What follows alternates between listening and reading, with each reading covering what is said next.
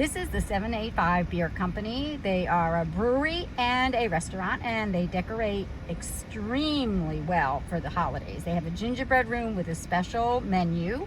They have pickleball courts as well. And someone told me this used to be the site of a skate park.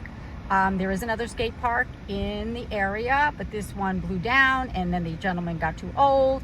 So they decided to just close this one and keep the other one open on the other side of town. But I'm going to go in and check out all the decorations.